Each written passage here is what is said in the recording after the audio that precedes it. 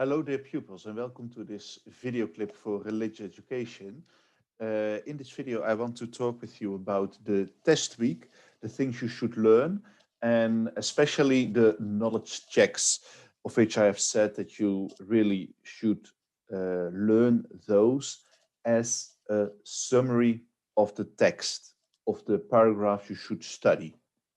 For that, I am going to share my screen with you guys, and I will start with this particular one. And so, yes, there it is. This overview, I already gave it to you. It's to be found on It's Learning as well. And first things first, what kind of question can you expect? Well, multiple choice, true or false questions, and fill in the blanks. Most of, well, that is the most important things you should study. Yes. Then how to study, and here it is said, first of all, really pay attention during the class. Well, most of you guys did that properly, so thank you for that. And I hope you will experience that you know some of the things already just by paying attention to my videos, to my lessons, and your own study. Most important, of course, your own study and being actively involved with the things you are about to learn with my subject. Well, here it is said, at home, text have to be read once or twice again. And I hope you remember all the text are as PDF files in the planner of It's Learning. So please pay attention to that part.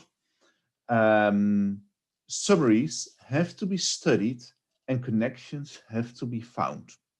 That last part, well, I hope you notice that sometimes things can be connected, and when you look um, when you look carefully to the overview as I gave it to you, summarized by the teacher, you see here for the aspect of symbols, for instance, that you should be able, you are expected to be able to explain symbols. And you can find that in paragraph 1.1, 1.5, and 1.6. So there is a connection between those three paragraphs.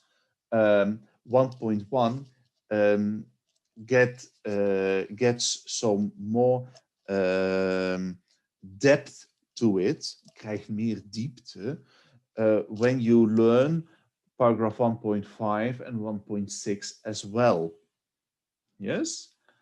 So that's a thing you really, what really can help you, because like I have explained already, our mind is designed that way that it is easier um, to connect things that to connect new information to um, to information that is already in your head, then that you try to put a whole bunch of new information in once in your mind.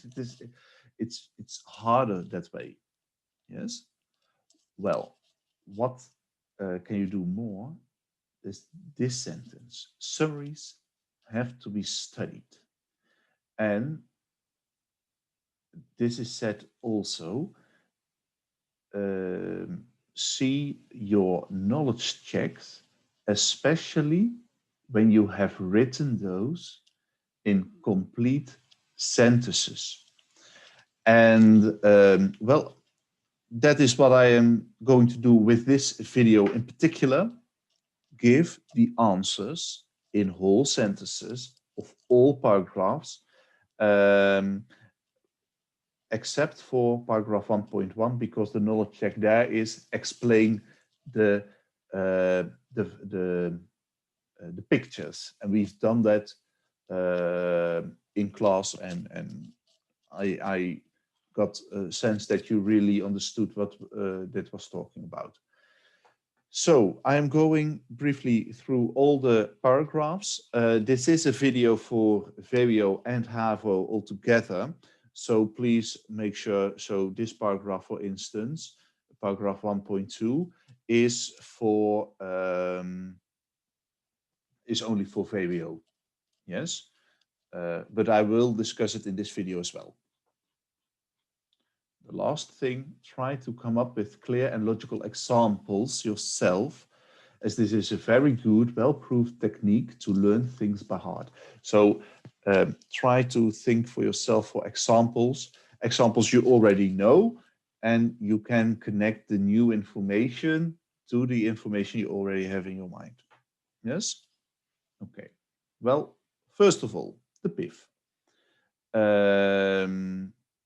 No, the PIF. I said the PIF. So, for example, 1.2, just going to read the text. None of the men mentioned in the map below intended to start a new religion. Ik zou me kunnen voorstellen, ik pak dit even bewust in het Nederlands, dat het woord mentioned een nieuw woord is voor een aantal van jullie. Dan moet je er echt voor zorgen dat je dat in je PIF hebt gezet. Want alle woorden die in de teksten zijn gebruikt, daar ga ik van uit dat je die kent. Dat je snapt wat de woorden betekenen. Het is de reden dat jullie in het PO'tje, in de assignment, een PIF moesten schrijven. Het is ook de reden dat ik daar elke les dingen op het bord zet, stilsta bij het Engels. Ik vind, ik ben niet altijd zelf even goed in Engels, wil ik best toegeven, maar precies daarom hamer ik erop op dat stukje wat ik wel heel goed kan. En dat is kijken naar woorden, proberen woorden te ontleden en misschien soms een stukje woordraadstrategieën. Maar soms zijn er ook dingen die je als het ware gewoon moet leren. En dat is in het begin zwaar. Dat is geen geheim dat dat zwaar is. Maar dat is wel wat van je verwacht wordt. En dit is als het goed is niet nieuw voor je. Dus hier schrik je ook niet van. Dit is al in mijn les in ieder geval een langere tijd zo. En ik denk ook wel in andere lessen. Maar terug naar de tekst. Als je het woord mention en de verleden tijd daarvan is mentioned niet kent, dan zet je dat in je PIF. En je zou ervoor moeten zorgen dat dat met al die woorden gebeurt. En dan dit als voorbeeld. Wat ik altijd aanraad. Nederlandse woord. Engelse woord. Nederlandse vertaling. Engelse description. Ja? En dan is to mention. Een werkwoord. To mention betekent benoemen. Aanduiden. Soms aanwijzen. Dat is de Nederlandse vertaling.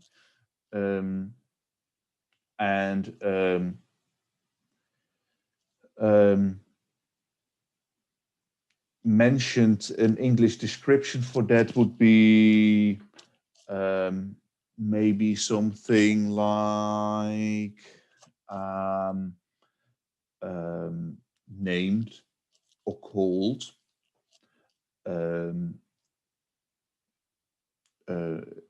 Misschien zelfs wel. Ja, ik zit er ook hard op te denken. Ik denk dat je met named of called al een heel eind komt. Maar wat ik ook al vaak aan jullie heb laten zien, wat volgens mij een fantastische website is om dat te zoeken, is Merriam-Webster. En dan gaan we het gewoon opzoeken. To mention, the act or instance of citing or calling attention to someone or something, especially in casual or incidental manner. Nou, dat ziet er misschien wel wat lastiger. Kijk. Refer to. Ja, dat is een goeie. Ja. Refer to. Dat is denk ik echt wel het beste woord dat je zou kunnen gebruiken. Want eigenlijk deed ik hier iets niet goed. Het was to mention en de noun is het zelfstandig naamwoord. De verb is natuurlijk het werkwoord en we moesten het werkwoord hebben. refer to. Ja? Goed. Nou, dan ga ik nu eindelijk, sorry jongens, naar de knowledge check. Where did Hinduism develop?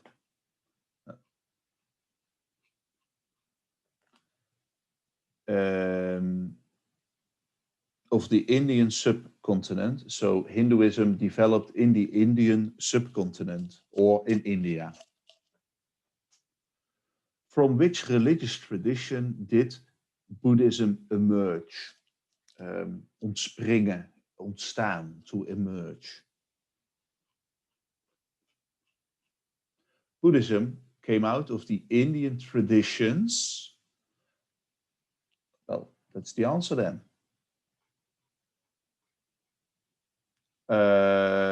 Indian traditions, and that would be Hinduism especially.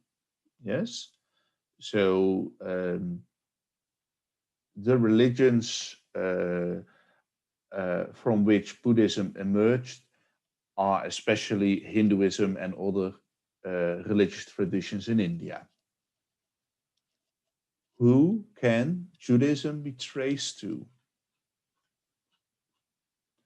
Judaism can trace its roots back to a man called Abraham. In which century did Jesus live? Well, here it is said that started about 2000 years ago, so it was in the 1st century. Jesus lived in the 1st century. Who was the greatest messenger of Islam? Islam began when Muhammad, believed by Muslims to be the greatest of God's prophets, received his first message from God.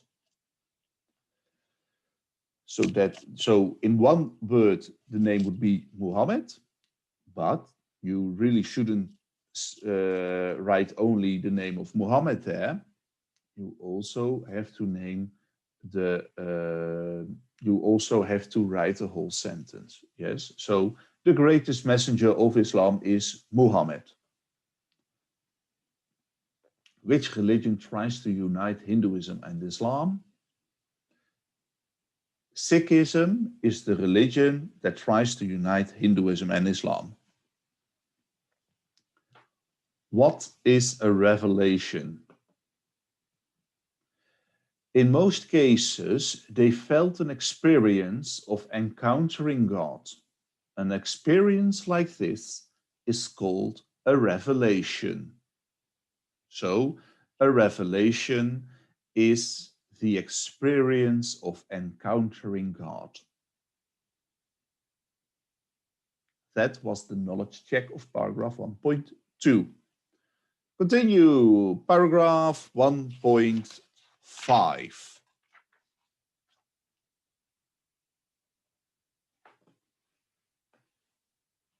Knowledge check. What is a halo?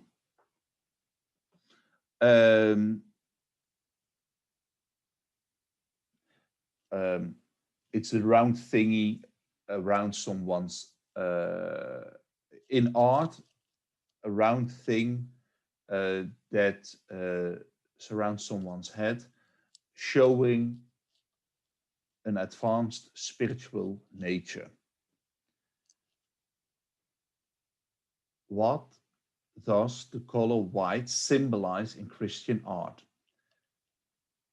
In Christian art, the color white symbolizes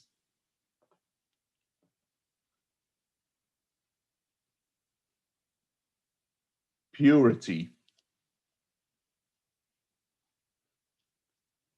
Why are some men shown wearing beards in religious art? That was here, I guess. Guru Nanak has a beard, a symbol of a religious teacher.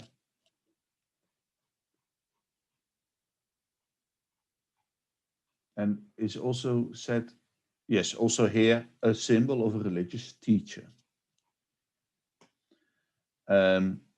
So sometimes men in religious art wear a beard to express they are a religious teacher. How is the Buddha shown to be fearless in art? The Buddha's right hand is held up and facing out, a symbol of fearlessness. So basically this sentence is just the answer to question 4, written as a whole sentence. Look at the picture of Ganesha on page 18. What sort of head does he have?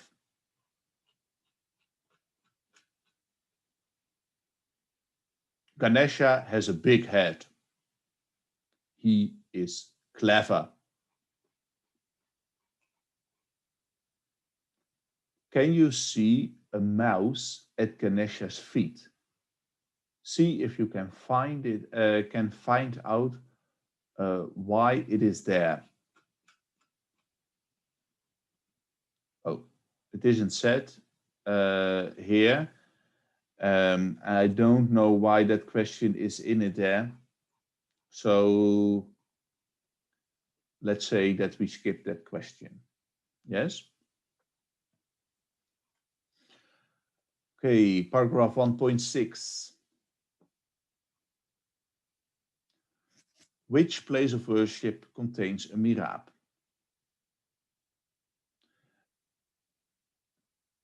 In mosques, Muslims face the city of Mecca, where the Kaaba, the house of God, is situated. The direction of the Kaaba is indicated by an alcove in a wall called the mihrab. So basically the answer here is a mosque contains a mihrab. That would be a proper answer to question 1 of the knowledge check of paragraph 1.6. So a mosque contains a mihrab, but when you write these 2 sentences, then you have a bit of context. Yeah. So why is that mihrab that important? Yes. What does an ark contain?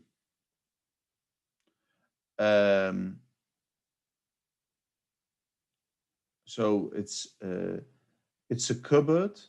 An ark is a cupboard that contains holy writings on scrolls, and maybe you can add to that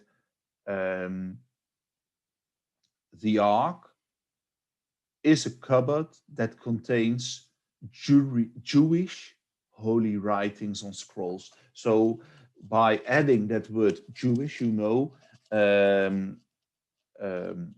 for instance, that it is of Judaism a holy thing.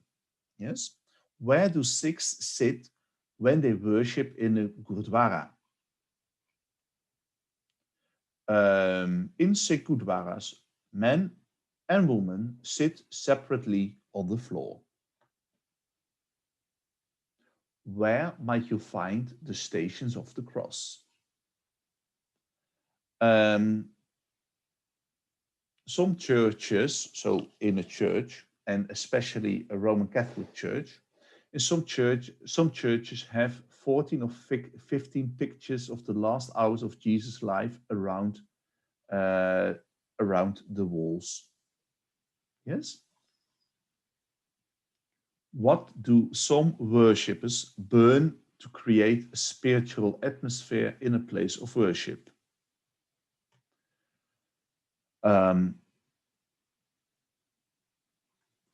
That's said here.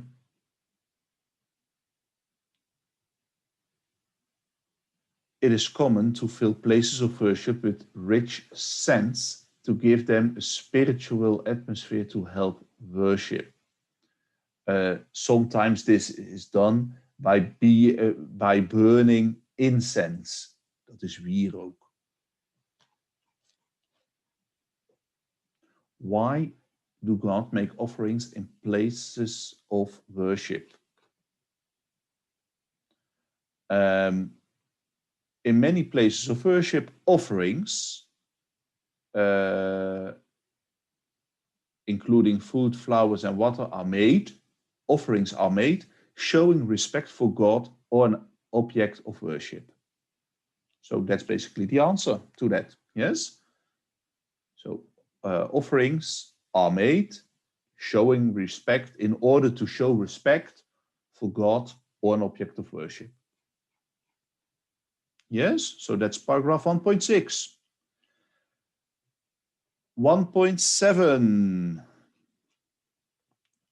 What is a mezuzah?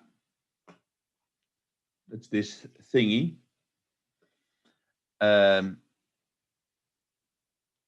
Shows a mezuzah. This is, well, so we can say as well, a mezuzah is a piece of parchment on which is written a short prayer. It's kept in a decorative case and hung on the doorpost of a person's or family's home. That whole is the mezuzah. Which religious group might use a mezuzah? It is used by Jews. As a reminder, blah, blah, blah. But it is used by Jews. So you can answer these two questions also in one sentence. The Jewish mezuzah is a piece of parchment on which is written a short prayer. It is kept in a decorative case and hung on the doorpost of a home. Yes? How are religious pictures important in some homes?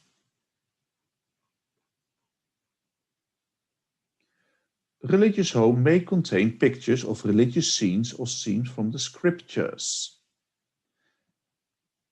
It is not only decorative, it reminds the family of the values of their religion, and children can learn from it. What happens at a shrine?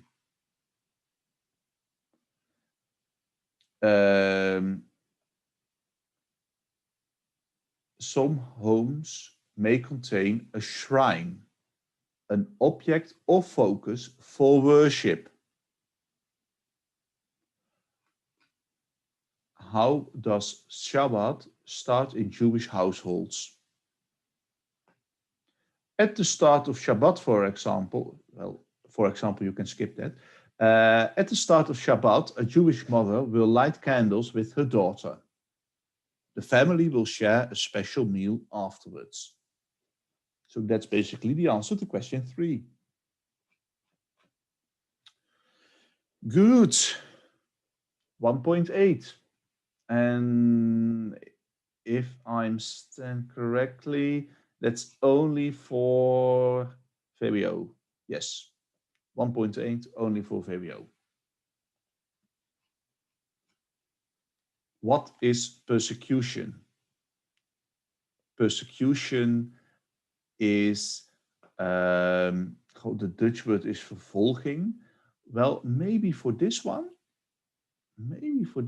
I have something else, the glossary. Persecution to continue to treat an individual or group or people unfairly. Yes, so that's persecution. In Dutch vervolging. En vaak heeft het, well, it says unfairly, but most of the time someone is denied his or her faith. Yes? Who told the first Christians that they should spread Jesus' teachings? Jesus told his closest followers that they should teach other people the things that he taught them. So Jesus himself did that. Name one religion that spread through Trade. Buddhist merchants traveled from India to the Far East to buy and sell goods. So Buddhism. How did Islam bring strength to the Arab peoples?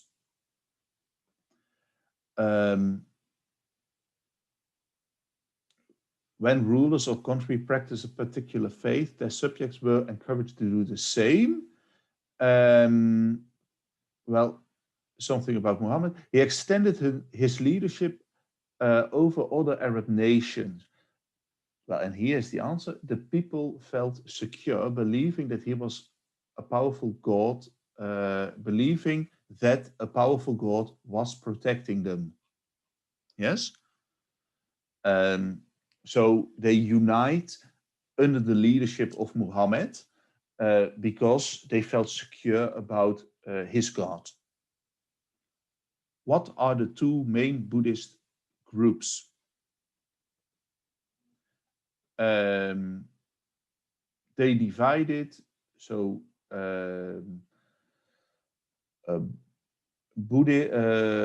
after Buddha's death, his followers disagreed. They divided into two groups, the Theravada and Mahayana. Who is the head of the Catholic Church?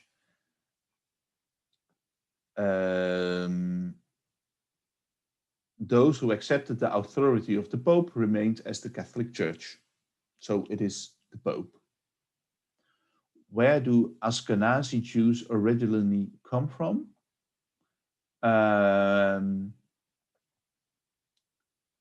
Some settled in Central and Eastern Europe.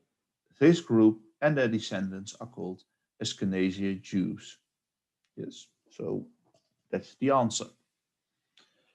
And that was this paragraph. So, and I hope you see in this video, I also already mentioned 1.2, 5, 6, 7, 8, and now we continue with 2.3. Oh, I need a glass of water. I don't have some. Oh. Okay. Where is the knowledge check? There isn't a knowledge check. Paragraph 2.3 doesn't have a knowledge check. That's strange. Well, let me summarize it for you then as part of my job. In my PowerPoint that I shared with you, I told you that there are some ways of belief. First, the word faith. Faith is belief, is geloof.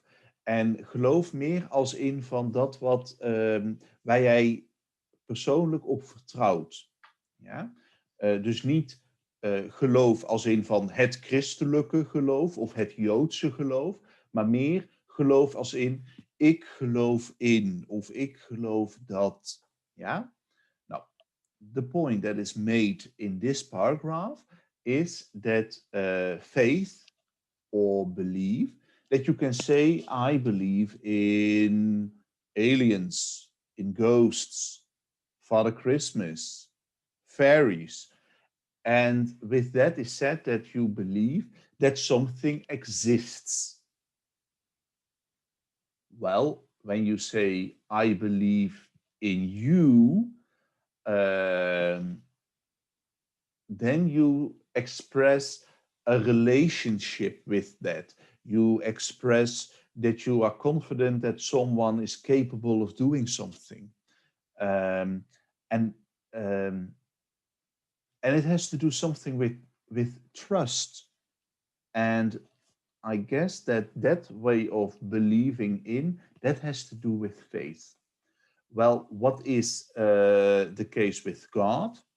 With God, you can express, I believe in God, and then you say, A, that you believe that he exists, but B, as well, that you that you have that you have faith in him, that you trust him to be good and kind to you. Yes.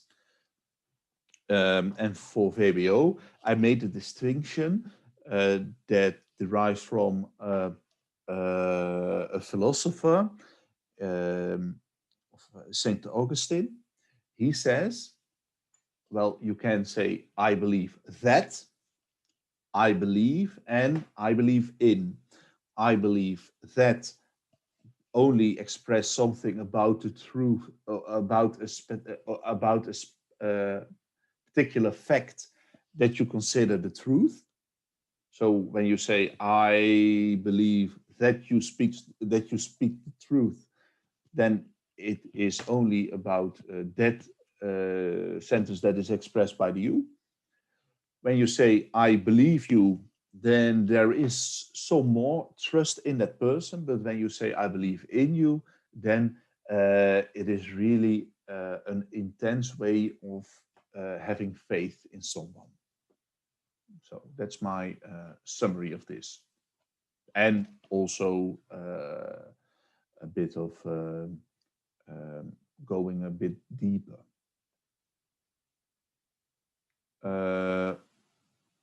Oh, in my overview here, I don't have 2.4.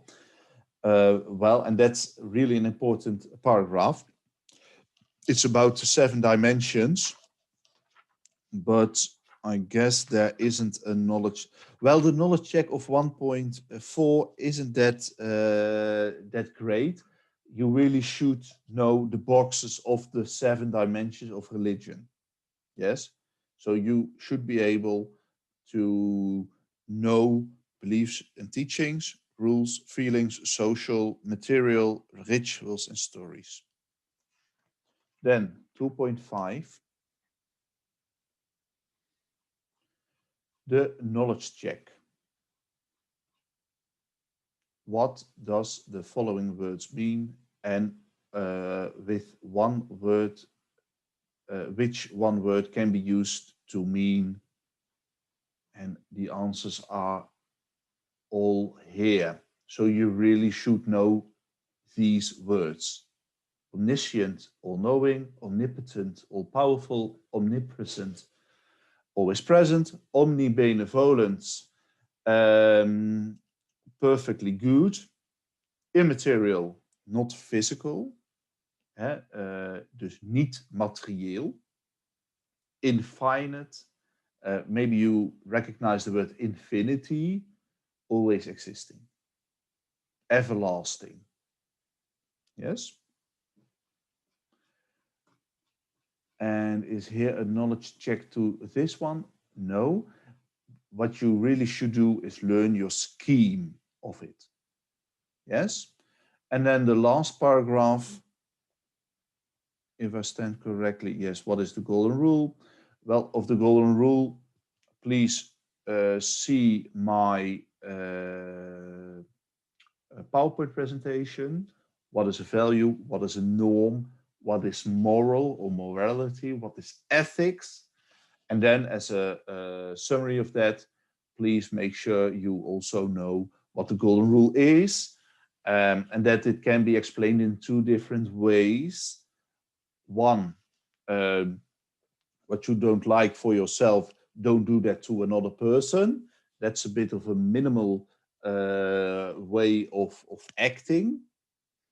And the other way is treat another person like you would like to be treated. Yes, so treated. Behandel een ander zoals je zelf behandeld wil worden. And then you have to give more of yourself. So that's a bit, that's harder. I hope this is clear. And please make sure you ask your questions when you have those. And I will give you the opportunity to ask me some final questions a day before the test in the afternoon. Thank you for your attention, and I wish you all the luck with studying for the test week in general, and especially for my subject, religious education. Bye-bye.